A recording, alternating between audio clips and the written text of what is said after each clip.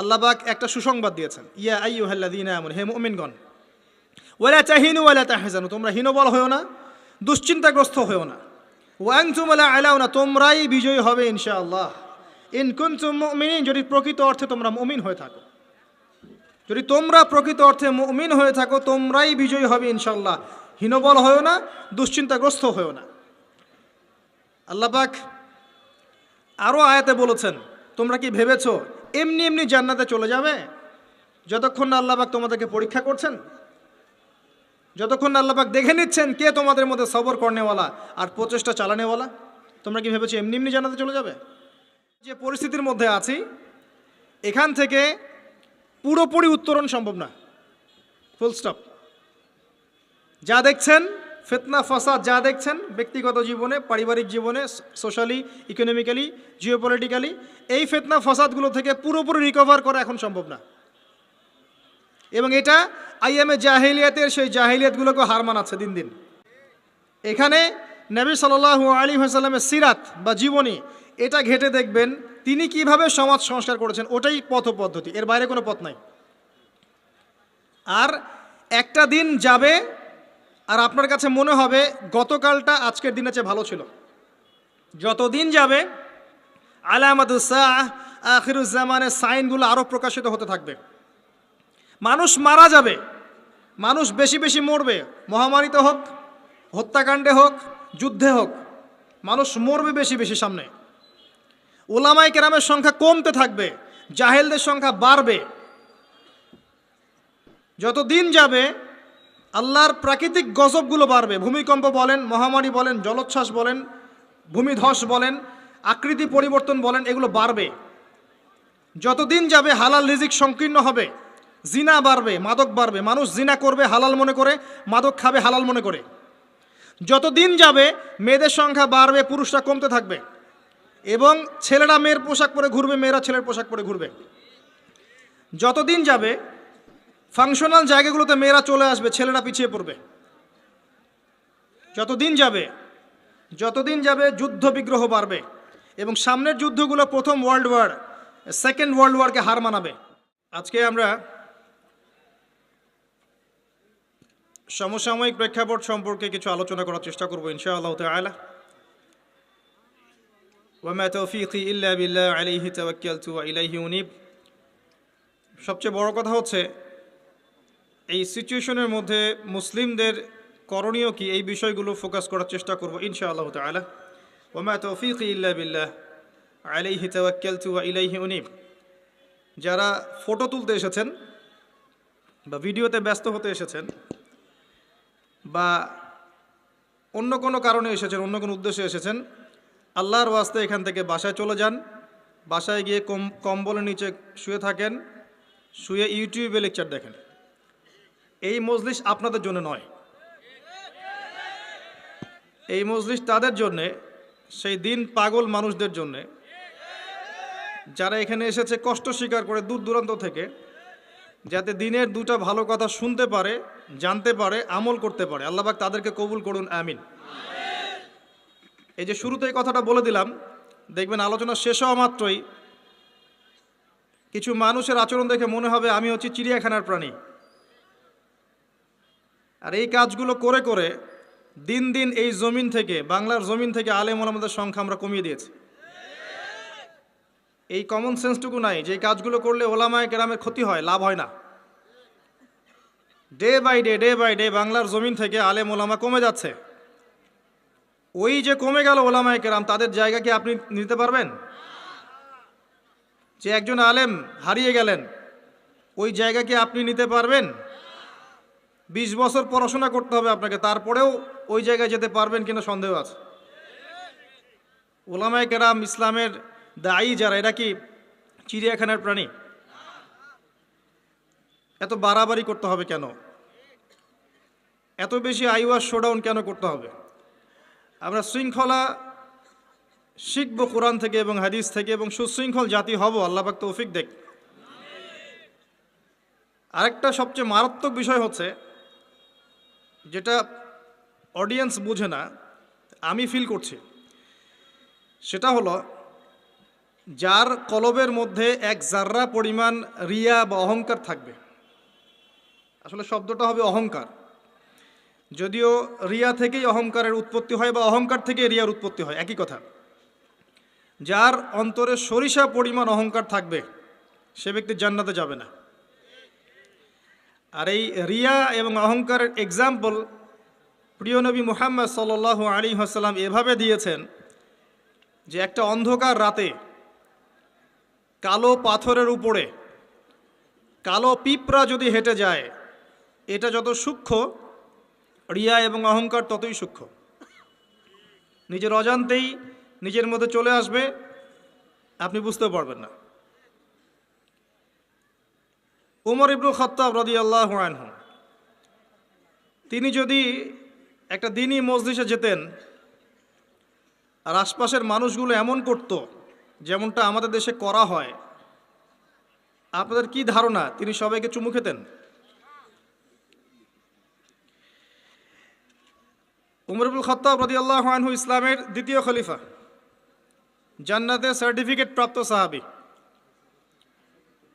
শাহাদাতের মৃত্যু হয়েছে। নবী করিম সাল্লাল্লাহু আলাইহি ওয়াসাল্লাম বলেছেন, আমার পরে কোনো নবী নেই, যদি হতো ওমর হতো। তারপরেও একবার খালি সাহাবায়ে কেরাম তাকে বলেছিলেন, ইয়া আমিরুল মুমিনিন। আবু বকর রাদিয়াল্লাহু আনহুর ইন্তেকালের পরে সাহাবীরা তাকে সম্বোধন করেছিলেন ইয়া আমিরুল মুমিনিন। এই সম্বোধনটা শুনে উনি রাগ হয়ে গিয়েছিলেন যে আমাকে নিয়ে এত বাড়াবাড়ি করার কি দরকার আছে। তখন সাহাবীরা তাকে বুঝালেন যে আবু বকর সিদ্দিক ছিলেন খলিফা, রাসূলের খলিফা, খলিফাতুল মুসলিমিন, আর আমরা হচ্ছি এখন মুমিনদের জামাত, আপনি হচ্ছেন এই জামাতের আমির, এই কারণে আপনি আমিরুল মুমিনিন। তখন তার বুঝে আসলো।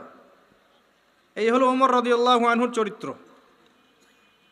যেটা আমরা ছেড়ে এসেছি 1400 বছর আগে, ওটাই ইসলাম। এখন আমরা যা করছি এর সব কিছু ইসলাম না। আমরা আমাদের ইসলামিক লেবাস পোশাকে যা করছি এগুলো সব কিছু ইসলাম না। 1400 বছর আগে যা ছিল ওটার নাম ইসলাম, প্রকৃত ইসলাম। এখন পালন করছি কথিত ইসলাম। কীরকম? যেগুলো করতে ভালো লাগে সেগুলো করি, যেগুলো করতে সমস্যা হয় সেগুলো করি না। আল্লাহ পাক সূরা বাকারার মধ্যে বলেছেন 85 এবং 86 নম্বর আয়াতে, বা'দা আউযু বিল্লাহি মিনাশ শাইতানির রাজিম আফাতুমিনুনা বিবা'দিল কিতাব ওয়া তাকফুরুনা বিবা'দ। তবে কি তোমরা আল কোরআনের কিছু অংশকে মানো আর কিছু অংশকে মানো না? আল্লাহর কিতাবের কিছু অংশকে মানো, কিছু অংশকে মানো না। ফামা জাযাউ মান ইয়াফআলু যালিক ইল্লা খিজিয়ুন ফিল হায়াতিদ দুনিয়া। যারা এমন কাজ করবে, আল্লাহর কিতাবের আল্লাহর বিধানের কিছু অংশকে মানবে, কিছু অংশকে মানবে না, তাদের জাযা বা প্রতিদান হচ্ছে এই দুনিয়াতেই আল্লাহ পাক তাদেরকে লাঞ্ছিত করে দিবেন। বলেন নাউযুবিল্লাহ। ওয়া ইয়াউমাল কিয়ামাহ ইউরাদ্দুনা ইলা আশাদ্দিল আযাব। আর কিয়ামতের মাঠে তাদেরকে সবচেয়ে মর্মান্তিক শাস্তি দেওয়া হবে। আবারও বলেন নাউযুবিল্লাহ। বাস্তবতা দেখেন, 90% মুসলিমের কান্ট্রি বলি আমরা, নিজে আপনি দেখবেন 90% মানুষ নামাজ পড়ে না। পরিসংখ্যানটা একটু কম বেশি হতে পারে, 80% হতে পারে, আমার মনে হয় না এর বেশি হবে। চিত্র দেখার জন্যে মসজিদে গেলেই যথেষ্ট। একটা এলাকার জনসংখ্যার পরিসংখ্যান করা যায় না আদমশুমারিতে?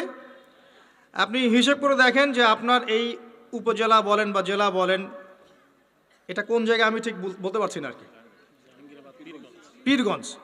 পীরগঞ্জ, জাহাঙ্গীরাবাদ, এই জায়গায় নিশ্চয়ই মানুষের সংখ্যা আছে, গভর্নমেন্টের কাছে আছে না? আদমশুমারি আছে। আদমশুমারি নেন, মসজিদের সংখ্যা হিসাব করেন, এবং আপনি প্রত্যেকটা মসজিদে একটা করে প্রতিনিধি পাঠান। পাঠিয়ে দেখেন ফজর এবং এশার নামাজে কয়জন মুসল্লি এসেছে, বা 5 ওয়াক্ত নামাজে কয়জন মুসল্লি এসেছে। জুমার নামাজ দিয়ে হিসাব করবেন না, জুমার নামাজে মুনাফিকরাও নামাজ পড়তে যায়। ঈদের নামাজ দিয়ে হিসাব করবেন না, তারাবির নামাজ দিয়ে হিসাব করতে হবে না। অনেক বেরোজাদারও তারাবির নামাজ পড়ে, সেখানে গিয়ে ভুল ধরা শুরু করবে, এটা ঠিক নাই, ওটা ঠিক নাই, দেখবেন মসজিদে হই হুল্লা করবে, অথচ 5 ওয়াক্ত নামাজে নাই। এমনই হয় বাস্তবতা। আর যারা 5 ওয়াক্ত নামাজ পড়ে দেখবেন বিনয়ী হয়, অহংকার মুক্ত হয়, নীরব থাকে, ঝামেলা এড়িয়ে চলে। তো পরিসংখ্যান করে দেখেন যে একটা ইউনিয়নের মধ্যে বা উপজেলার মধ্যে কতজন মানুষ আছে, কতগুলো মসজিদ আছে, কতজন নামাজে যায়, তাহলে আপনি বাস্তবতা বুঝতে পারবেন। পরিসংখ্যান করেন যে আপনার এই পুরো উপজেলায় বা জেলায় কতজন মুসলিম আছে এবং মুসলিমদের মাঝে কতজন সহি শুদ্ধভাবে আল কোরআন তেলাওয়াত করতে জানে। কিন্তু যখন আপনি বলবেন আল কোরআনের আলো ঘরে ঘরে জ্বালো, বলবেন ঠিক না বেঠিক, সবাই বলবে ঠিক। ঠিক না বেঠিক? দেখছেন? সুবহানাল্লাহ, এটা তো ঠিকই। এটা একটা অদ্ভুত কালচার চলছে আর কি। মানুষের কাছে জিজ্ঞেস করে, কোরআনের একটা কথা বলে মানুষকে জিজ্ঞাসা করে আপনারা বলেন ঠিক না বেঠিক। মানুষ যদি বলে বেঠিক, তাহলে কি ওটা বেঠিক হয়ে যাবে? মনে করেন কোরআন থেকে বলল যে আল্লাহ পাক সুদকে হারাম করেছেন, বলেন ঠিক না বেঠিক। তো মানুষ বলছে ধরেন বেঠিক, তাহলে কি এটা হারাম হয়ে যাবে, হালাল হয়ে যাবে? মানুষের কথায় ঠিক বেঠিক নির্ধারণ হবে? আমি এটা বোঝাতে যাচ্ছি, মানুষের কথায় ঠিক বেঠিক নির্ধারিত হবে? পৃথিবীর ম্যাক্সিমাম মানুষ যদি বলে যে সুদ হালাল, হালাল হবে? জেনা হালাল, হালাল হবে?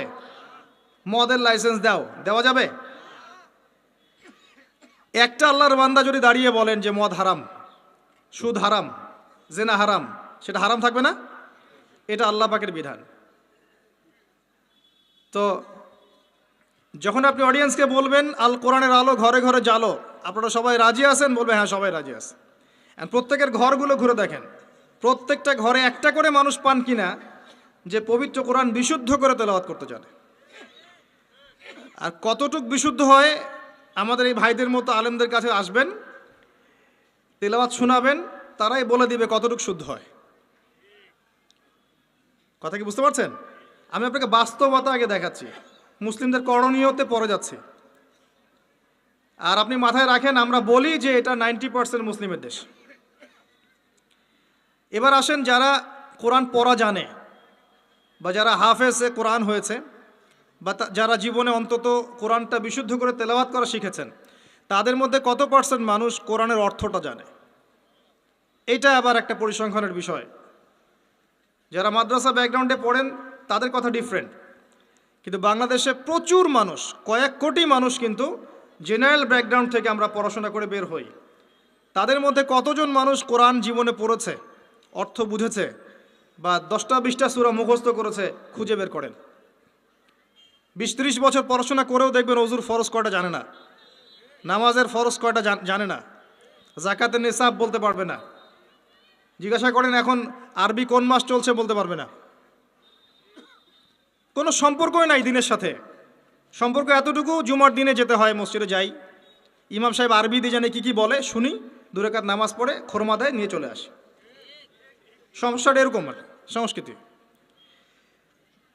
তো কোরআন কেন্দ্রিক চিন্তা করেন। আবার দেখেন, যারা কোরআন আমরা টুকটাক বুঝি ভাঙাচোরা, আমরা আবার কোরআনের আদেশ এবং নিষেধ কতটুকু মেনে চলি, এটা একটা বড় বিষয়। যারা আমরা কোরআন হাদিস কিছুটা বুঝি, তারা আবার কোরআনের আদেশ মানে কিনা, নিষেধ বর্জন করে কিনা, এটা আরেকটা বড় বিষয়। বাস্তবতা এমন, বাস্তবতা দেখবেন কতগুলো ফ্যামিলি পান যেই ফ্যামিলিগুলোর মধ্যে পর্দা কায়েম আছে। খুঁজে দেখেন, আপনি নিজের পরিবার থেকে শুরু করেন, আমি আমার পরিবার থেকে শুরু করি, আপনি আপনার থেকে শুরু করেন, আপনার আত্মীয়দেরকে দেখেন, বংশকে দেখেন, সমাজকে দেখেন, আপনি খুঁজে পাবেন কতগুলো পরিবার পাবেন যেখানে পর্দার বিধান কায়েম আছে। পরিবারের মেয়ে পর্দা করে, মা পর্দা করে, বোন পর্দা করে, অল্প সংখ্যক, ইল্লা মাশাআল্লাহ। হ্যাঁ, এমনও পরিবার আছে যেই পরিবারের সদস্যরা জীবন চলে গেলেও পর্দা ছাড়বে না, এমনও আছে। এমনও পরিবার আছে পরিবারের প্রত্যেক সদস্য আলেম। এমনও পরিবার আছে যে নামাজ না পড়লে পরিবারে ভাত দেওয়া হয় না, এমনও আছে। এগুলোর সংখ্যা কত? নিতান্তই কম। বাস্তবতায় আসেন আপনি, বাস্তবতা এমন, এগুলোর সয়লাভ চলছে। আবার একটা বড় ইস্যু বলি, মুসলিমদের কথা বলছি। আপনি প্রত্যেকটা পরিবারের জরিপ চালিয়ে দেখেন কতগুলো পরিবারে হালাল রিজিক ঢুকছে। হালাল রিজিক মাথার ঘাম পায়ে ফেলা, হালাল রিজিক পরিবারে ঢুকছে, হালাল খেয়ে পরিবার পরিজন জীবনযাপন করছে। কতটা পরিবারে? ম্যাক্সিমাম পরিবার সুদখোর, ম্যাক্সিমাম। যে আমি নিজেকে সুদ থেকে মুক্ত মনে করছি। মনে করেন আমি একটা বাসায় ভাড়া থাকি, কথার কথা, মনে করেন কথার কথা। এখন ধরেন বাসার মালিক সুদি ব্যাংক থেকে লোন নিয়ে বাড়ি করেছে, কথার কথা, এক্সাম্পল দিচ্ছি। এখন এই টাকাগুলো, ভাড়াটিয়াদের টাকাগুলো নিয়ে তিনি ব্যাংকের লোন শোধ করেন, কথা বুঝতে পারছেন? আর একবার লোন নিলে তো শোধ করা চারটাখানি কথা না, চক্রবৃদ্ধি হারে বাড়তে থাকবে। এটাই ওদের উদ্দেশ্য ছিল, রক্ত চুষে খাওয়া, সাক। যার ফলে ধনী ধনী হতে থাকে, গরিব আস্তে আস্তে আরও গরিব হতে থাকে। আর আমি অনেকদিন বলেছি এটা মায়ের সাথে জেনা করার মতো পাপ, এবং আল্লাহ এবং তার রাসূলের সাথে যুদ্ধ করার মতো পাপ। দলিল আপনি সহিহ বুখারী খোলেন আর সূরা বাকারা পড়েন। সহিহ বুখারীতে আরও আছে 36 বার জেনা করলে যে গুনাহ হয়, 1 দিরহাম সুদ খেলে সেই গুনাহ হয়। এখন মনে করেন আমি রেন্ট দিচ্ছি, বা আরও 10 জন রেন্ট দিচ্ছে, এই রেন্টগুলোকে তিনি একত্রিত করে ঋণ শোধ করছেন সুদের। ইনডাইরেক্টলি, পরোক্ষভাবে আমি নিজেও সুদের সাথে সম্পৃক্ত হয়ে গেলাম। আমি কি বুঝাতে পারছি? যারা এগুলো থেকে সম্পূর্ণ পবিত্র থাকতে চাবে তাদের গায়েও সুদের ছিটাফোঁটা এসে লাগবে। এটা সেই আখিরুজ্জামান, এটা ওই যুগ না। এই যুগের কথাই নবী সাল্লাল্লাহু আলাইহি ওয়াসাল্লাম হাদিসের মধ্যে বলেছেন, এমন যুগ আসবে যে মানুষের পক্ষে রিবা থেকে বেঁচে থাকা এত দুষ্কর হয়ে যাবে যে যারা বেঁচে থাকতে চাইবে তাদের গায়েও সুদের ছিটাফোঁটা এসে লাগবে। এই হলো সেই যুগ। আর যে খায়, যে দেয়, যে লিখে রাখে, যে সাক্ষী থাকে, 4 জনকে, 4 শ্রেণীর মানুষকে নবী সাল্লাল্লাহু আলাইহি ওয়াসাল্লাম সমান অপরাধী বলেছে। আমাদের ম্যাক্সিমাম পরিবারগুলোতে যান, দেখবেন সুদের সাথে আমরা সম্পৃক্ত আছি। যতই বলি, ব্যক্তিগত জীবনে দেখবেন, ইবাদত বন্দেগীর জীবনে গিয়ে দেখবেন পাক্কা মুসল্লি, কপালে সেজদার দাগ আছে। অর্থনৈতিক জীবনে গিয়ে দেখবেন পাক্কা সুদখোর, ঘুষখোর, দুর্নীতি করছে, ট্যাক্স ফাঁকি দিচ্ছে, বা সরকারের মাল আত্মসাৎ করে খাচ্ছে। প্রচুর সম্পদ আছে আমাদের, আমরা আত্মসাৎ করতে করতে করতে করতে একটা হাতি আসতে আসতে মাছি হয়ে যায়। একটা হাতি উপর থেকে আসতে থাকে, আকাশ থেকে একটা হাতি পড়তে থাকে। হাতি পড়তে পড়তে পড়তে পড়তে দেখবেন আপনার কাছে আসতে আসতে মাছি হয়ে গেছে। হাতির কান একজন, ডালপালা একজন, নাক একজন, সুর একজন, শিং একজন, খেয়ে শেষ করে ফেলছে। বাই দা ওয়ে, হাতির মনে শিং থাকে না, আমি ভুল বলছি, হাতির সুর থাকে। যাই হোক, এটা বাস্তবতা। আবার দেখবেন আমরা অনেকেই ইসলাম ফলো করার নামেও আমাদের বোনদেরকে সম্পত্তি দিচ্ছি না। সুযোগ পেলেই প্রতিবেশীর জমি মেরে খাবো, 1 বিঘত জমিও ছাড় দিব না। সুযোগ পেলেই অন্যের জমি মেরে খাবো, আত্মসাৎ করে খাবো।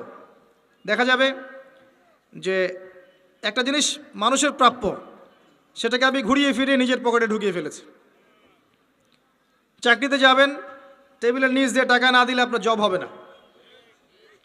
আর আপনি বলছেন যে এখন তো দেওয়াই লাগছে, কিছু করার নাই, না দিলে তো আমার চাকরিটা হবে না। মানে এটা আপনি ঘুরিয়ে জায়েজ করলেন আর কি। আবার কিছু দাড়িওয়ালা মুফতি সাহেবও থাকবেন, দেখা যাবে বলবে হ্যাঁ এটা করা যায়, কারণ এখন তো এই যুগই চলছে, ওটা না করলে তুমি তো চাকরি পাবা না। ঘুরিয়ে ফিরিয়ে সিচুয়েশন এমন করেছি আমরা। বাস্তবতা এমন, এখানে আইওয়াস শোডাউনের প্রশ্নই ওঠে না। মানে এখানে ইসলামের বেসিক জিনিসগুলোর বালাই নাই। উঁচু উঁচু বিষয়গুলো অনেক দূরের পথ, অনেক দূরের পথ। জিহাদ ফি সাবিলিল্লাহ, ইসলামী খিলাফা, কিতাল ফি সাবিলিল্লাহ, ইসলামী হুকুমত, আল্লাহর জমিন, আল্লাহর দিন প্রতিষ্ঠা, উঁচু স্কেলের কথা, অনেক উঁচু স্কেলের কথা। নিচু স্কেলগুলো তো দেখাচ্ছি আপনাকে, নিচু স্কেলগুলো। 5 ওয়াক্ত সালাত, এটা এমন একটা বিষয় ছিল উম্মার মধ্যে যে একজন মুসলিম 5 ওয়াক্ত সালাত পড়ে না, এটা চিন্তাই করা যেত না। শতাব্দীর পর শতাব্দী এমন জেনারেশন চলে গেছে যারা 5 ওয়াক্ত নামাজ পড়তো না, মুসলিম পরিবারের সন্তান, এটা কল্পনাও করা যেত না। এখন অ্যাভেলেবেল, ঘরে ঘরে দেখবেন বেনামাজিদের ভর্তি। মুসলিম মেয়েরা পর্দা করবে না, এটা কল্পনাও করা যেত না। এখন ঘরে ঘরে দেখবেন জিন্স আর গেঞ্জি, জিন্স আর গেঞ্জি। ছেলেদের পোশাক পরে রাস্তাঘাটে ঘুরছে। ইভেন গ্রামগুলোতেও, গ্রামে অনেক সময় এমন এমন দৃশ্য দেখা গেছে চোখে, দেখে আমরা মনে করতেছি আমরা কি ঢাকা শহরে আছি নাকি নাকি এটা নিউ ইয়র্ক। আবার গ্রামের মেয়েরা আবার অত্যাধুনিক, কপি করতে করতে দেখা যায় অনেক সময় শহরের মেয়েদেরকে হার মানিয়ে ফেলে। এটা কল্পনায় ছিল না যে মেয়েরা এমন পোশাক পরে ঘোরে। মুসলিম পরিবারের মানুষ কোরআন তেলাওয়াত করতে পারে না, এমনটা হিস্ট্রিতে কখনো ছিল না, খুব কম, রেয়ার। এখন এসে দেখবেন এটা অ্যাভেলেবেল, ঘরে ঘরে দেখবেন কোরআন পড়তে পারে না।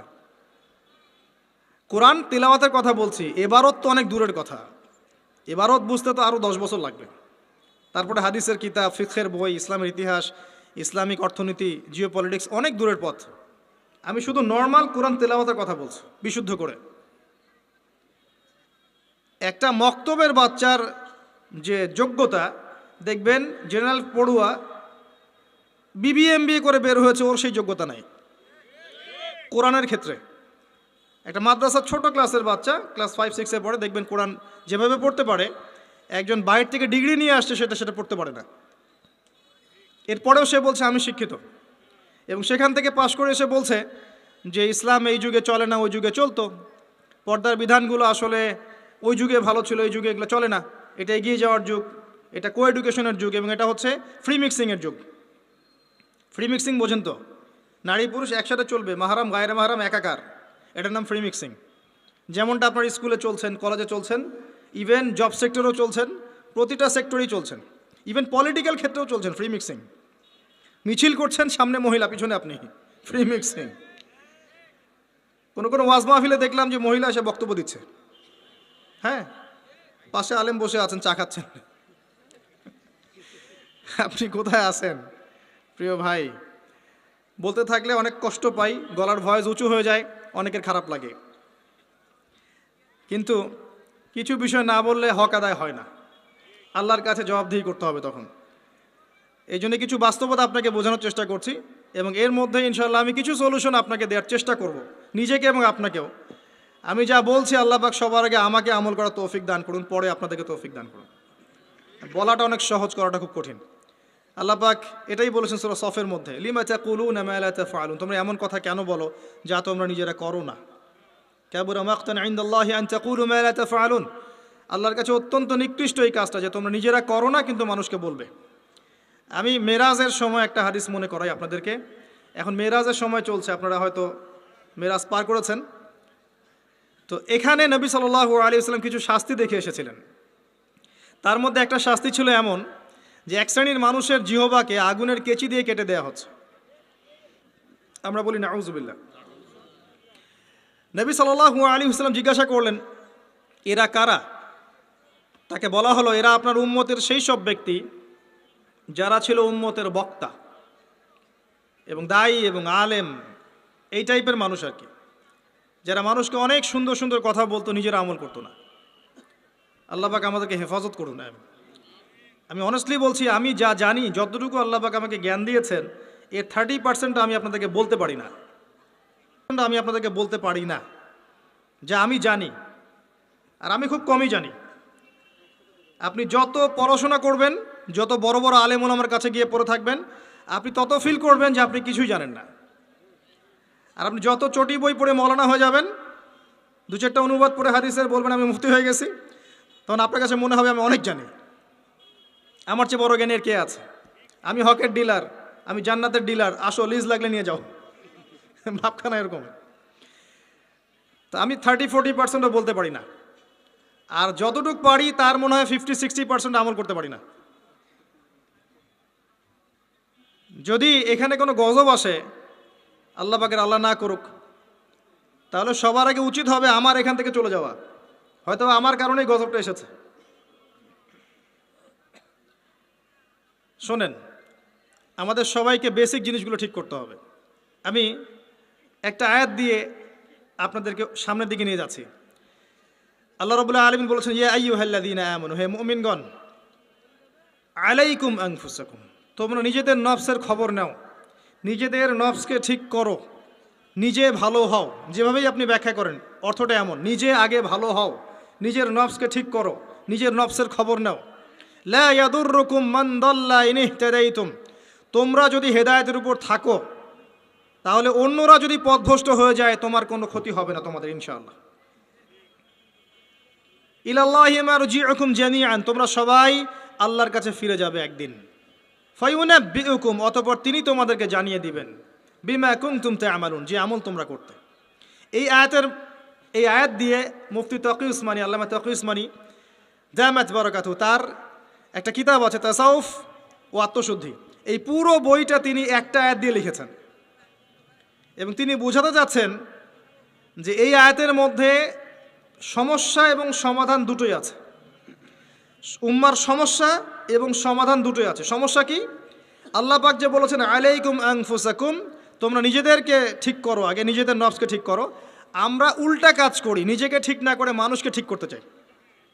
আমার কথা কি বুঝতে পারছেন? আমরা প্রত্যেকেই নিজেকে ঠিক না করতে গিয়ে আগে মানুষকে ঠিক করতে চাই। এটা সবচেয়ে বড় সমস্যা। এতে করে যা হয় যে আমার সমাজ সংস্কারমূলক কাজে আসলে কোনো প্রতিফলন ঘটে না, কারণ আমি তো নিজেকেই ঠিক করতে পারি না। এবং সলিউশনটাও এখানে হচ্ছে এই যে আগে নিজের জান বাঁচাতে হবে। কু আনফুসাকুম, নিজে আগে জাহান্নামের আগুন থেকে বাঁচো, ওয়া আহলিকুম নারা, তারপর পরিবারবর্গকে বাঁচাও। ইয়া আইয়ুহাল্লাযীনা আমানু, হে মুমিনগণ, ইত্তাকুল্লাহ হাক্কা তুকাতিহ, আল্লাহকে ভয় করো, ভয় করার মতো ভয় করো। ওয়ালা তামুতুন্না ইল্লা ওয়া আনতুম মুসলিমুন, পরিপূর্ণ মুসলিম না হয়ে তোমরা মৃত্যুবরণ করো না। নিজেকে আগে মুসলিম হতে হবে, নিজেকে আগে মুমিন হতে হবে, নিজেকে আগে নিজের নফসকে ঠিক করতে হবে, তারপর অন্যকে কথা। এরপর পরিবার। নিজেকে ঠিক করার জন্য কি কি দরকার? আসেন বাস্তবতায় আসেন। নিজেকে ঠিক করার জন্য প্রথমে দরকার জ্ঞান অর্জন। কি দরকার ভাই? জ্ঞান অর্জনের জন্য কিছু সাবজেক্ট আছে, কিছু কনস্ট্রাকটিভ কথা শোনেন। সাবজেক্ট আছে, আপনাকে আগে আল কোরআন পড়তে হবে 1 নাম্বার, 2 নাম্বার আপনাকে হাদিস পড়তে হবে, 3 নাম্বার আপনাকে ফিকহ পড়তে হবে, 4 নাম্বার আপনাকে ইসলামের হিস্ট্রি পড়তে হবে, ইতিহাস, 5 নাম্বার ইসলামের অর্থনীতি পড়তে হবে, 6 নাম্বার ইসলামিক ফিলোসফি পড়বেন, 7 নাম্বার রাসূল সাল্লাল্লাহু আলাইহি ওয়াসাল্লামের জীবনী পড়বেন, সাহাবায়ে কেরামদের জীবনী পড়বেন, 8 নাম্বার আরবি ভাষা এবং সাহিত্য শিখবেন। এরকম কিছু সাবজেক্ট। জিওপলিটিক্স পড়বেন। এর পাশাপাশি জেনারেল লাইনে যা যা পড়ছেন এগুলো পড়েন, কোনো সমস্যা নেই। কিছু সাবজেক্ট আছে, জ্ঞান অর্জন করেন। আর এই জ্ঞান আল্লাহর পক্ষ থেকে আসবে। বই পড়লেই যে সবাই জ্ঞানী হয়ে যাবে এমনটা নয়, এটা ভুল ধারণা যে বই পড়লেই, একটা বই শেষ করলাম আরেকটা ধরলাম, আরেকটা শেষ করলাম আরেকটা ধরলাম, এতে আমি জ্ঞানী হয়ে যাব, এটা একটা ভুল কনসেপ্ট। সবসময় মনে রাখবেন ভাই, জ্ঞান আল্লাহর পক্ষ থেকে আসে। জ্ঞান আপনি হাজারো চেষ্টা করলেও ওই বিষয়ের বুঝ আপনার ভিতরে নাও আসতে পারে। আল্লাহ বলেছেন ওয়াকুলিল হাক্কু মির রব্বিকুম, হক সেটাই যেটা তোমার রবের পক্ষ থেকে নাজিল হয়। জ্ঞান সেটাই যা তোমার রবের পক্ষ থেকে নাজিল হয়। ফামান শাআ ফালইউমিন, যার ইচ্ছা হয় সে ঈমান নিয়ে আসুক। ওয়ামান শাআ ফালইয়াকফুর, যার ইচ্ছা হয় সে অস্বীকার করুক। ইন্না আ'তাদনা লিয-যালিমিনা নারান, আমি জালেমদের জন্য আগুন প্রস্তুত করে রেখেছি। জ্ঞান আল্লাহর পক্ষ থেকে আসে, তবে একটা সিস্টেম আছে। এই সাবজেক্টগুলো পড়তে হবে, পড়ে ওলামায়ে কেরামের কাছে গিয়ে বুঝতে হবে। একা একা বোঝা যাবে না। একা একা বুঝতে গেলে আপনি বিভ্রান্ত হয়ে যেতে পারেন। এখানেই সোহবতের প্রশ্নটা আসবে যে আপনাকে হকপন্থী আলেম ওলামার সাথে থাকতে হবে। আপনি থাকলে তাদেরকে দেখেও দিনটা শিখবেন। একজন ব্যক্তি যার মধ্যে সুন্নত আছে তাকে দেখে আপনি সুন্নত শিখতে পারেন। দেখবেন আমরা যারা স্কুল কলেজ বিশ্ববিদ্যালয়ে পড়াশোনা করেছি, আমাদের অনেক টিচার ছিল, ফেভারিট টিচার, পছন্দের টিচার। আমরা ওদেরকে কপি করতাম। তাদের চিন্তা, তাদের চেতনা, তাদের চলাফেরা, ওঠা বসা, পোশাক আশাক আপনার মধ্যে ঢুকে গেছে, ঢুকে নাই? তারা দীর্ঘদিন আপনাদেরকে পড়িয়েছেন, দর্শন শিখিয়েছেন, ফিলোসফি শিখিয়েছেন, ভালো মন্দ ডিল করতে শিখিয়েছেন। পরে তাদের বুঝে আপনি জগৎকে বুঝেছেন। আমার কথা কি বোঝা যায়? ওস্তাদ এমন একটা জিনিস, একইভাবে যদি আপনি হকপন্থী ওলামায়ে কেরামের কাছে থাকেন, তাদেরকে দেখেন, তাদের সোহবতে যান, পড়াশোনা করেন, আপনি তাদের কাছ থেকেও দেখে অনেক কিছু শিখতে পারবেন। আর এভাবেই সাহাবায়ে কেরাম রাদিয়াল্লাহু আনহুম আজমাইন নবী সাল্লাল্লাহু আলাইহি ওয়াসাল্লামকে দেখে দিন শিখেছিলেন। তারা কিন্তু বাসায় গিয়ে বই পড়ে দিন শেখেন নাই। আমার কথা কি বুঝেন? তারা কিন্তু বাসায় গিয়ে বই পড়ে দিন শেখেন নাই। এখন আমরা কতজন আলেম ওলামার কাছে যেতে চাই? যেতেই চাই না। বইপত্র অ্যাভেলেবেল, বাসায় পড়বো, জ্ঞানী হয়ে যাব, তাই না? আবার মাশাআল্লাহ দেখা যায় অল্প কিছুদিন পড়াশোনা করে এটা সহি, এটা জয়ীফ, এটা জাল, এটা মাউজু, এটা অমুক, এটা তমুক, এগুলো ফতোয়া শুরু করে দেয়। অথচ সহি জয়ীফের খবরই জানে না সে, কোনটা সহি হয় কোনটা জয়ীফ হয়। তো বাস্তবতা কঠিন। প্র্যাকটিক্যালি আপনাকে জ্ঞান অর্জন করতে হবে আগে। 2 নাম্বার হচ্ছে জ্ঞান অনুযায়ী আমল। জ্ঞান অনুযায়ী আমল খুব ইম্পর্ট্যান্ট। এর জন্য একটা ফর্মুলা বলছি, অনলি একটা। আপনি আপনার জীবনের প্রতিটা কাজ রাসূলুল্লাহ সাল্লাল্লাহু আলাইহি ওয়াসাল্লামের সুন্নাহ মতো করার চেষ্টা করেন। পারবেন? পারা যাবে ইনশাআল্লাহ। প্রতিটা কাজ, রাত হয়েছে ঘুমাতে যাবেন, ঘুমান নবীর সুন্নাহ মতো, ওঠেন তার সুন্নাহ মতো, বাথরুমে যান তার সুন্নাহ মতো, বের হন তার সুন্নাহ মতো, খান তার সুন্নাহ মতো, পরিবারের সাথে সময় কাটান তার সুন্নাহ মতো, নামাজ পড়েন তার আদর্শে, যাকাত দেন, সওম রাখেন, মুআমালাত করেন, আপনি আমর বিল মারুফ নাহি আনিল মুনকারের কাজ করেন, দ্বীনের প্রতিষ্ঠার কাজ করেন, তার মতো করে আল্লাহর পথে দাওয়াত দেন। প্রতিটা কাজে তার সুন্নাহ ফলো করলে আপনার পুরো জীবনটাই ইবাদত হয়ে যাবে ইনশাআল্লাহু তাআলা, ইনশাআল্লাহু তাআলা। আর এটার জন্যই আল্লাহ পাক আমাদেরকে সৃষ্টি করেছেন। মনে আছে ওই আয়াতটা, সূরা যারিয়াত 59 নম্বর আয়াত, ওয়ামা খালাকতুল জিন্না ওয়াল ইনসা ইল্লা লিয়াবুদুন। আমি জিন আর মানুষকে শুধুমাত্র আমার ইবাদত করার জন্যই সৃষ্টি করেছি। কি করলে প্রত্যেকটা কাজ ইবাদত হবে? রাসূলুল্লাহ সাল্লাল্লাহু আলাইহি ওয়াসাল্লামের সুন্নাহ মতো চললে পরে হবে ইনশাআল্লাহ। পারা যাবে ইনশাআল্লাহ। বেসিকগুলো ঠিক করেন, এবং এগুলো প্রাইমারি লেভেলের কাজ। এগুলো না করে বড় স্বপ্ন দেখা ঠিক না। আর আমরা স্বপ্ন দেখব না এমন নয়, বড় স্বপ্ন দেখবেন, বড় স্বপ্নের চেষ্টা করবেন, সব ঠিক আছে, কিন্তু ভিত্তিহীনভাবে নয়। একটা বাড়ি গঠন করব 10 তলা 20 তলা, ঠিক আছে, ফাউন্ডেশন ঠিক না করে নয়, আগে ভিত্তি দিতে হয়, এবং ভিত্তিতেই বেশি টাকা খরচ করতে হয়। কথা কি বোঝা যায়? এগুলো ইসলামের ভিত্তি। আমল করেন জানা অনুযায়ী, আল্লাহ পাক তৌফিক দান করুন। আর সামনে একটা সিজন আসছে আমলের, আল্লাহ পাক যেন আমাদের সবাইকে সেই রমাজান পর্যন্ত পৌঁছে দেন, আল্লাহুম্মা আমিন। এবং সেখানে বেশি বেশি আমল করে গুনাহ মাফ করিয়ে নেওয়ার তৌফিক দান করেন, আমিন। রমাজান হবে আমাদের সবচেয়ে সৌভাগ্যের সময় ইনশাআল্লাহ। এখানে আমাদের যত পাপ, এর জন্য আল্লাহর কাছে কান্নাকাটি করতে হবে। এখানে কিছু কথা বলি, আমি যদিও বলেছি আগের লেকচারগুলোতে, রমজানের আগেই রমজানের পরিকল্পনা করে ফেলতে হয়। আপনার নামাজের টার্গেট করে নেন, ইভেন জীবনে কত রাকাত নামাজ কাজা করেছেন হিসাব করে নেন, চেষ্টা করেন কাজাগুলো আদায় করার জন্যে।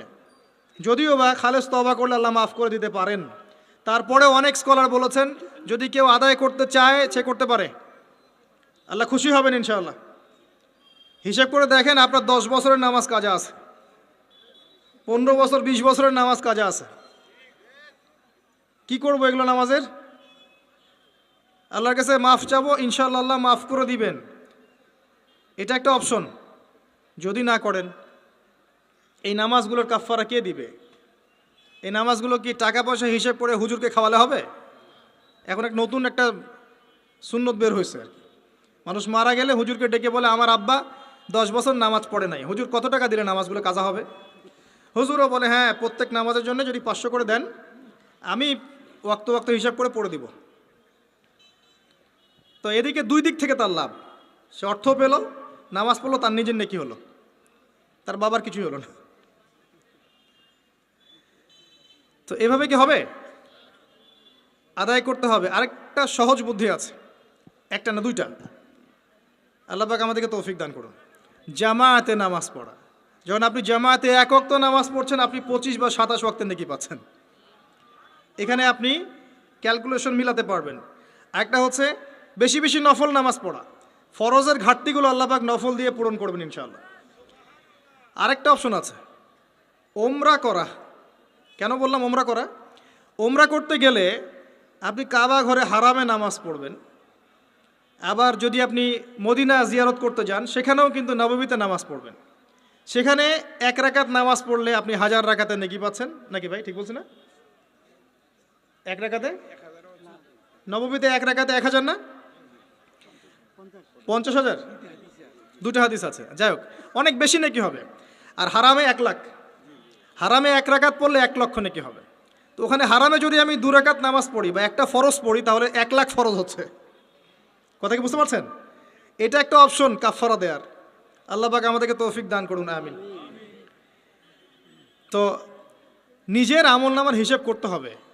ঠান্ডা মাথায় রাত্রেবেলা ঘুমানোর আগে চিন্তা করেন, ওয়াল্লাহি আমি চিন্তা করছি এটা, ওয়াল্লাহি চিন্তা করেন আপনার জীবনে যখন থেকে আপনার ভালো মন্দ বোঝার ক্ষমতা হয়েছে, ঠান্ডা মাথায় রিকল করার চেষ্টা করেন আপনার মেমোরিকে, যে আপনি কি কি বড় বড় পাপ করেছেন। পারা যাবে? একটা খাতা নেন সামনে, নিয়ে লিখেন যে আমি 10টা বান্ধবীর সাথে প্রেম করেছি, বড় পাপ তো জেনা। আমি মদ খেয়েছি বন্ধুদের সাথে, আমি গুন্ডাগিরি করেছি, একজনের হাতে রক কেটে দিয়েছি, পায়ে রক কেটে দিয়েছি। আছে না এগুলো আমল নামে মানুষের? আমি রিলিফের মাল মেরে খেয়েছি, আমি বোনের সম্পত্তি অধিকার দেইনি, পিতা মাতাকে আমি বৃদ্ধাশ্রমে পাঠিয়েছি, আমি এটা করেছি ওটা করেছি। হিসাব করা যাবে না? এগুলো তো করেছি আর করি নাই। আমি নামাজ পড়ি নাই এতদিন, এত ওয়াক্ত, আমি জাকাত দেই নাই, আমি রোজা রাখি নাই। পারা যাবে না? আমরা না করলে কি হবে? লেখা আছে না? দেখানো হবে না? সে ব্যক্তি বুদ্ধিমান যে নিজের হিসাব নিজে নিয়ে নিল দুনিয়ায়। এই জায়গায় আসেন, নিজের হিসাব নিজে নিয়ে নেন দুনিয়ায়। এবার আপনি দেখবেন যে আপনার আমার পাপগুলো 2 ভাগে বিভক্ত। একটা হচ্ছে আল্লাহর সাথে জড়িত, আর একটা মানুষের সাথে জড়িত।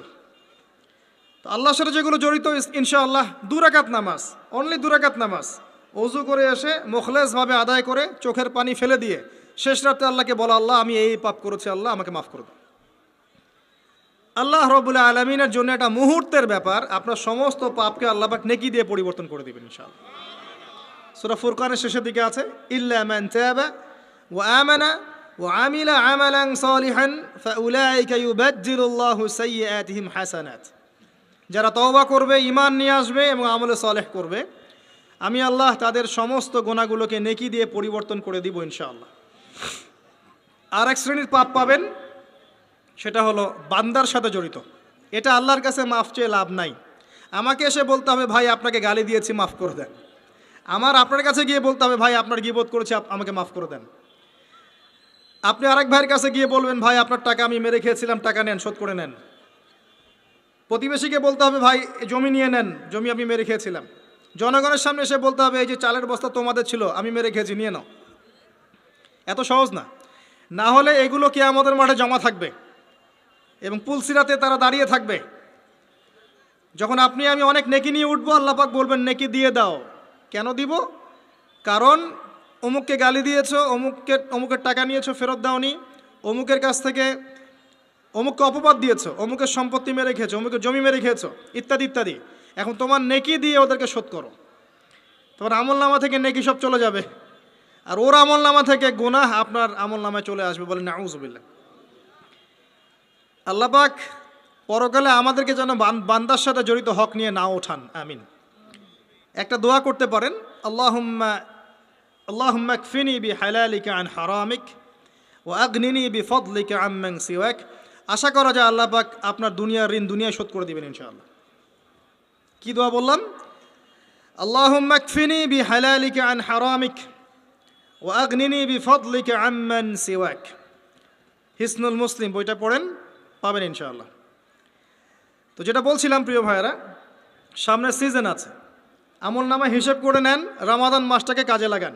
নবী সাল্লাল্লাহু আলাইহি ওয়াসাল্লাম বলেছেন, সেই ব্যক্তির জন্য ধ্বংস যে রমজান মাসকে পেল, রমজানকে পেয়েও তার গুনাহ মাফ করাতে পারল না।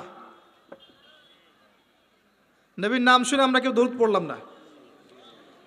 নবী সাল্লাল্লাহু আলাইহি ওয়াসাল্লাম বলেছেন, সেই ব্যক্তি ধ্বংস হোক যে রমজান মাসকে পেল, কিন্তু এই রমজান মাসকে পেয়েও তার গুনাহ মাফ করাতে পারল না। আমরা এদের অন্তর্ভুক্ত হতে চাই না। আল্লাহ পাক হেফাজত করুন। রমজানের আগেই প্রিপারেশন নেন, মানসিকভাবে আমল নামা গুছিয়ে ফেলেন, টার্গেট করেন আপনি কি চাচ্ছেন রমজান মাসে। 30টা সওম তো আছেই, 5 ওয়াক্ত নামাজ জামাতে পড়ার চেষ্টা করেন। তারাবির সালাতগুলো আদায় করার চেষ্টা করেন, আল্লাহ পাক তৌফিক দান করুন। অন্তত একটা বার কোরআনকে খতম করার চেষ্টা করেন। প্রতিদিন এক পারা করে পড়লে খতম হবে, পারা যাবে না? যারা পড়তে জানি না এখনই পড়া শিখে নেন, 1 মাস আছে পড়া শিখে নেন। রমজান মাসে মসজিদ ভিত্তিক কোরআন শিক্ষার তালিম এবং কোর্স চালু করেন, মানুষকে কোরআন শিখান। 5 ওয়াক্ত নামাজের পরে দারসে হাদিস চালু করেন, মানুষকে হাদিস শিখান। মহিলাদের জন্য, মা বোনদের জন্য কোরআন শিক্ষার ব্যবস্থা করেন, ওদেরকে বাসায় শিখান। রমজান মাসে বাজারে বেশি যাবেন না, বেশি আড্ডাবাজি করতে বসবেন না, 3-4 জন মিলে এক জায়গায় আড্ডা মারতে বসবেন না, দিনই আলোচনা ছাড়া। বসলেই গীবত হবে, রোজা নষ্ট হয়ে যাবে। মানুষের সাথে কম মিশেন রমজান মাসে। যত বেশি মানুষের সাথে মিশবেন তত বেশি গীবত তহমত করতে হবে, তত বেশি অন্যের সমালোচনা লিখতে হবেন। আলাইকুম আনফুসাকুম ভুলে যাবেন, মানুষকে নিয়ে ব্যস্ত হয়ে থাকবেন এবং অন্তরের নূর নষ্ট হয়ে যাবে। মানুষের সাথে জড়িত পাপ কাঁধে চলে আসবে। কম মিশেন আল্লাহর ওয়াস্তে, রমজান মাসে কম মিশেন, কম বাজারে যান। বাজারে যায়েন না, গেলে দ্রুত চলে আসেন। যদি প্রয়োজনে যেতেই হয় দ্রুত চলে আসেন। চেষ্টা করেন মাসের বাজার আগেই করে রাখতে, ঈদের বাজার আগে করে রাখতে। এই শেষের দশক, স্পেশালি লাইলাতুল কদর যেখানে থাকে, এই দশক মানুষ বাজারে কাটায়।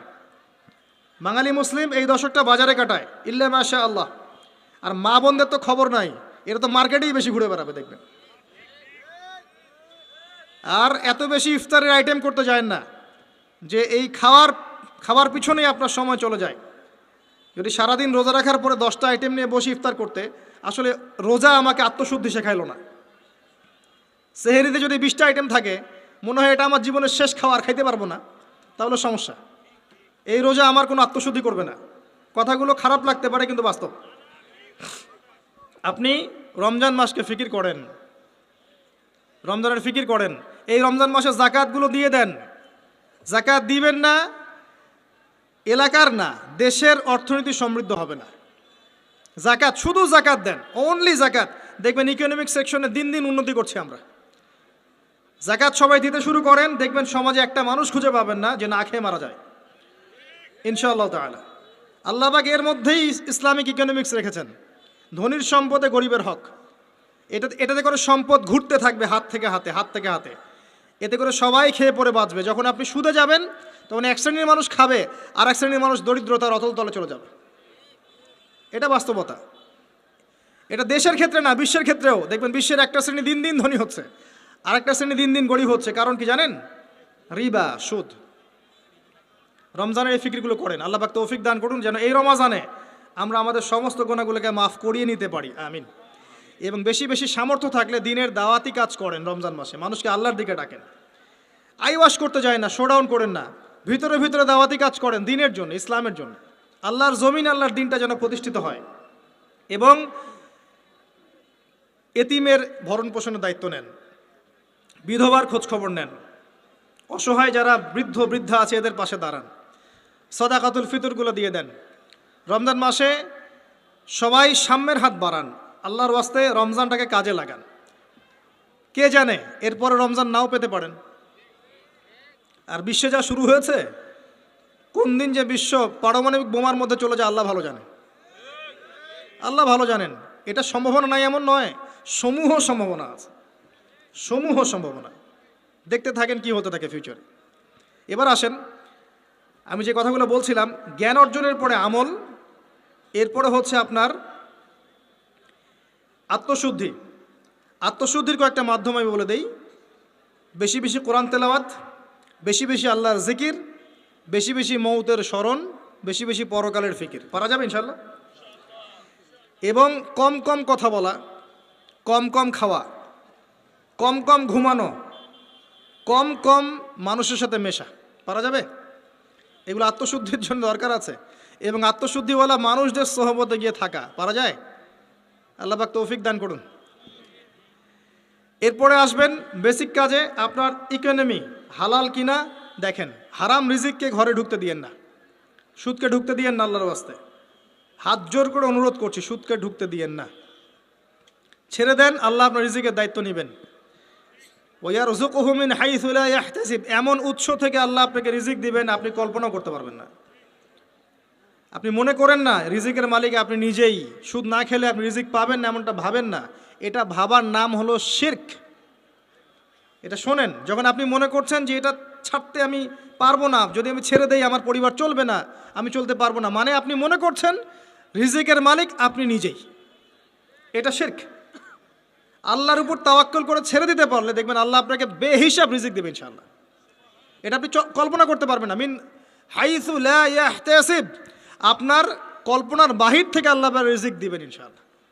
আপনি কল্পনা করতে পারলে আয়াতটা ঠিক হবে না, আপনার কল্পনার বাহির থেকে রিজিক আসবে ইনশাআল্লাহ। এবং এটা হচ্ছে, দিন দিন বহু মানুষ সুদ ছেড়ে দিচ্ছে আলহামদুলিল্লাহ, এবং হালাল ব্যবসা করছে, হালাল কিছু করার চেষ্টা করছে। আল্লাহ পাক ওদেরকে না খাইয়ে রাখেন নাই, বরং সুদখোরদের চেয়ে ভালো রেখেছেন আলহামদুলিল্লাহ।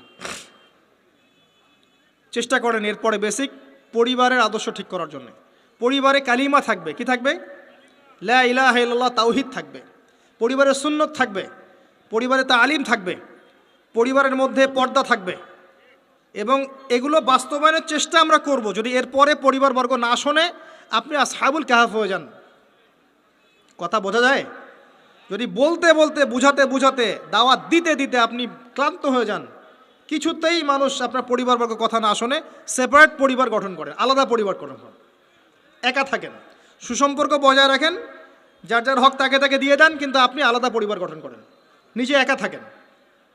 আমরা অনেকে মনে করি যে আলাদা হয়ে যাওয়াটা খারাপ। আত্মীয়তার সম্পর্ক বজায় রেখে আলাদা ইসলামিক পরিবার গড়া সুন্নত।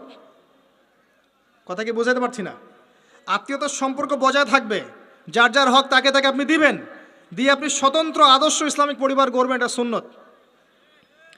কারণ একটা বড় পরিবার যেখানে আপনি দিন পালন করতে পারছেন না, পর্দা নাই, হালাল রিজিক নাই, আপনার আত্মনির্ভরশীলতা নাই, আপনার মতামতের কোনো মূল্য নাই, ইসলাম আপনি পালন করতে চান, বাধা দেওয়া হয়, আপনি আলাদা হয়ে যান, আলাদা স্বতন্ত্র পরিবার গঠন করেন দিনের জন্যে, এবং আদর্শ স্ত্রীকে বিয়ে করেন, আদর্শ সন্তান মানুষ করেন। দেখবেন আগামীতে ইনশাল্লাহ পরিবারটা ভালো ফলাফল বয়ে আনবে ইনশাল্লাহ।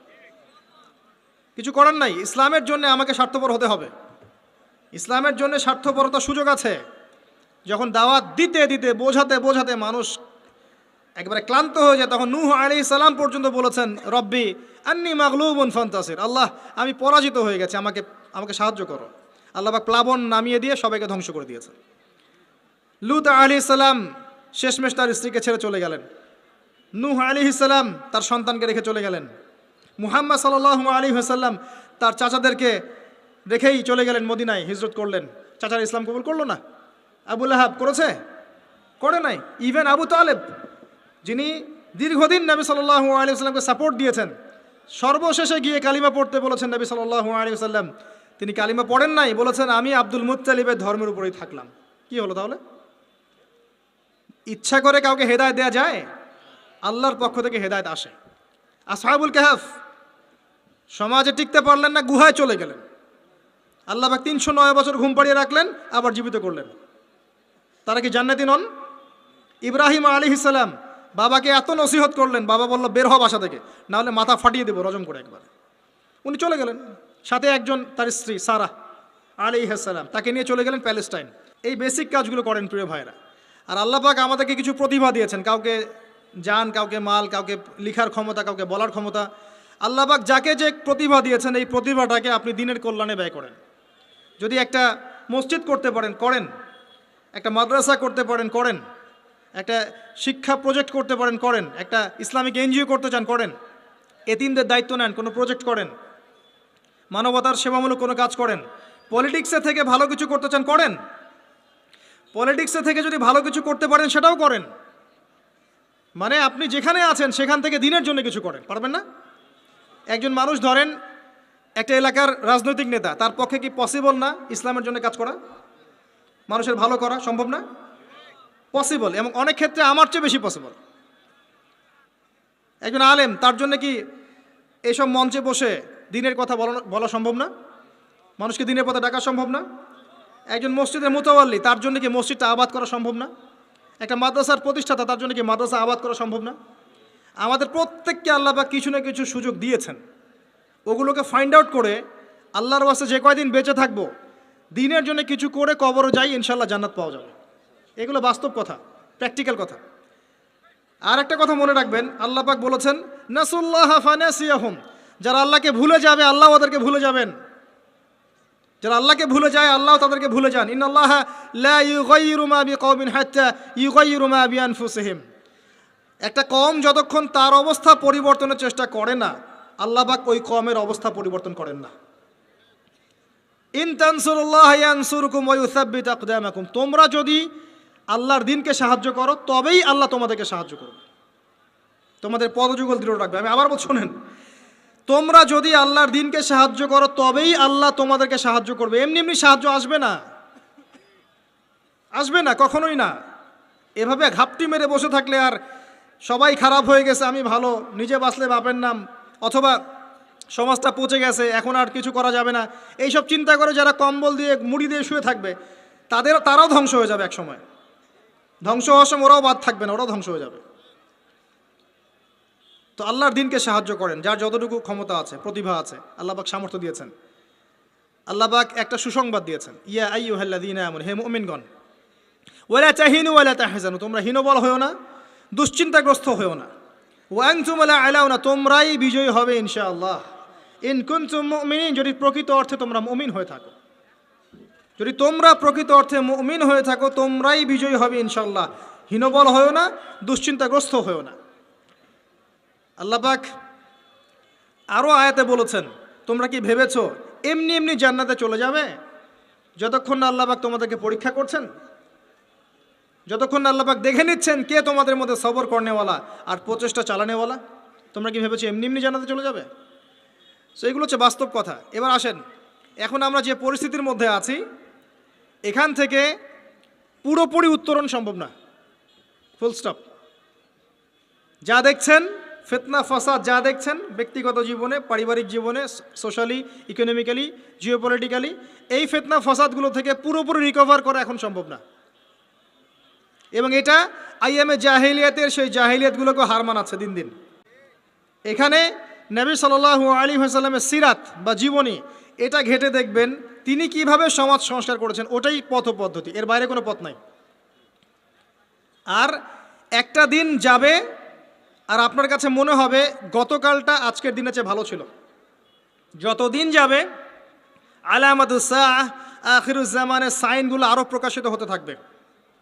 মানুষ মারা যাবে, মানুষ বেশি বেশি মরবে, মহামারীতে হোক, হত্যাকাণ্ডে হোক, যুদ্ধে হোক, মানুষ মরবে বেশি বেশি সামনে।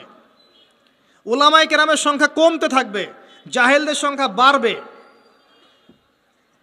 যত দিন যাবে আল্লাহর প্রাকৃতিক গজবগুলো বাড়বে, ভূমিকম্প বলেন, মহামারী বলেন, জলোচ্ছ্বাস বলেন, ভূমিধস বলেন, আকৃতি পরিবর্তন বলেন, এগুলো বাড়বে।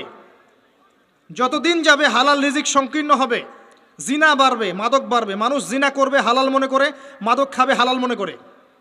যত দিন যাবে মেয়েদের সংখ্যা বাড়বে, পুরুষরা কমতে থাকবে, এবং ছেলেরা মেয়ের পোশাক পরে ঘুরবে, মেয়েরা ছেলের পোশাক পরে ঘুরবে। যত দিন যাবে ফাংশনাল জায়গাগুলোতে মেয়েরা চলে আসবে, ছেলেরা পিছিয়ে পড়বে। যত দিন যাবে যুদ্ধ বিগ্রহ বাড়বে, এবং সামনের যুদ্ধগুলো প্রথম ওয়ার্ল্ড ওয়ার, সেকেন্ড ওয়ার্ল্ড ওয়ারকে হার মানাবে। ওগুলো কিছুই নাই সামনে। সামান্য ইস্যু নিয়ে বিশ্বে কী হতে পারে আপনার কল্পনাও নাই। বিশ্ব এদিকে যাচ্ছে আস্তে আস্তে, চিরদিন এমন অবস্থা থাকবে না। নিজের আখের গোছান, নিজের আকীদা ঠিক করেন, আমল ঠিক করেন, পরকালের প্রস্তুতি নেন, হিসেব কিতাব চুকিয়ে দেন, হালাল খান, পরিবার গঠন করেন, পর্দা কায়েম করেন, দিনের জন্য কিছু করেন। সময় নাই হাতে আমাদের। আর ব্যক্তিগত কাজগুলো বেশি বেশি করে করেন, ওই দিকে দেখার সময় নাই। ওগুলো দেখে আপনি কিছু করতে পারবেন না, কারণ হাত বন্ধ, কিছু করার নাই। অতএব ওইসব বড় বড় ফিকির করে এখন আপনার লাভ নাই। ওটা যাদের করা তারা করবে, যাদের ওইসব ক্ষমতা আছে ওরা করবে, আমি করতে পারবো না। কিন্তু পরিস্থিতি বুঝতে পারছি যে পরিস্থিতি ভালো না, নিজের পরকালের ফিকির করেন। যতদিন যাবে এগুলো বাড়বে, এবং মানুষের মধ্যে নৈতিকতা কমবে, পারস্পরিক হৃদ্যতা ভালোবাসা কমে যাবে। বাপকে হত্যা করবে সন্তান, মাকে হত্যা করবে সন্তান, পিতা মাতার সাথে দাস দাসীর মতো আচরণ করা হবে। আর ইকোনমিক সেকশনে তো অনেক আগে বলেছিলাম আপনার টাকার মান কমবে, সম্পত্তি লস হবে, দিন দিন এদিকে ওয়ার্ল্ড যাবে।